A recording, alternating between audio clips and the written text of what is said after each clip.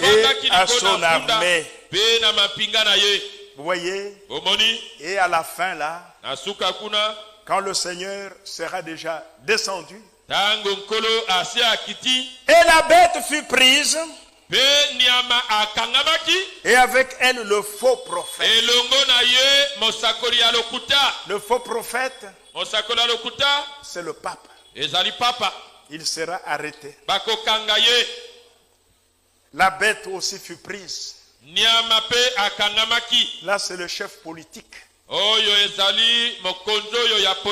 de l'Union européenne, de l'Empire romain. Cet empire qui est réapparu,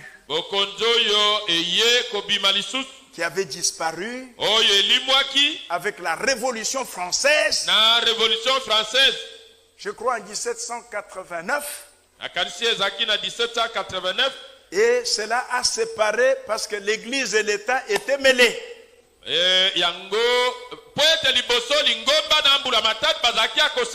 Même les prêtres étaient des fonctionnaires de l'État. Mais il y a eu séparation. Et c'est ça qui a amené le fondement de l'Empire romain.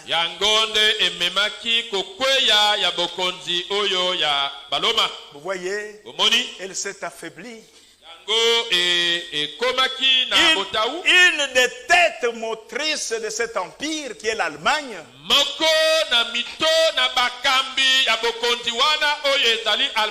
fut blessée par l'épée de l'esprit avec la prédication de Luther. L'Allemagne fut divisée en deux, protestants et catholiques. Vous voyez? Et après la Deuxième Guerre mondiale, l'Allemagne est encore divisée politiquement. Allemagne de l'Est, Allemagne occidentale. Avec un mur au milieu, le mur de Berlin. Vous voyez? Avec un mur. Donc cet empire était vraiment affaibli et avait disparu. Mais dans le temps dans lequel nous sommes, cette tête motrice, ça on pourra bien en parler un jour, quand nous allons étudier les grands empires mondiaux. Mais cette tête motrice de l'Empire romain, cette tête-là, aujourd'hui, sa blessure mortelle a été guérie. A été guérie. Que ce soit sur le plan spirituel, les protestants et les catholiques ont enterré leur hache de guerre. Ils sont entrés dans l'écuménisme. Sur le plan politique, en 1989, le mur de Berlin est tombé. L'Allemagne a été réunifiée.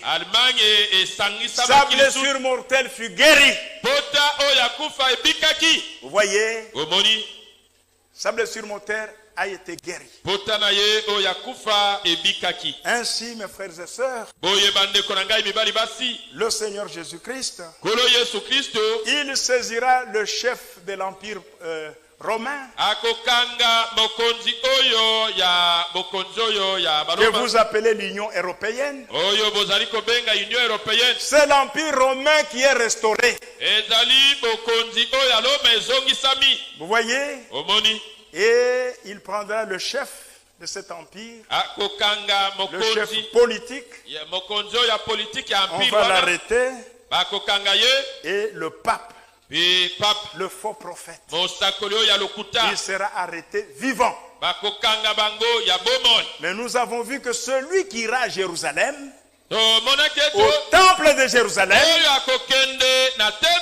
celui-là, le Seigneur Jésus le détruira par le souffle de sa bouche. lors de sa venue soudaine, en tant qu'ange de l'alliance. Celui-là mourra. Mais celui de la fin sera arrêté vivant. Et le chef politique, tous les deux seront les premiers à entrer dans l'enfer. C'est eux qui vont inaugurer l'enfer. Ils seront jetés vivants dans l'enfer, dans les temps ardents de feu et de soufre. Et comme je le disais, il est dit au verset 21, Apocalypse 19, et les autres furent tués par l'épée qui sortait de la bouche de celui qui était assis sur le cheval. Il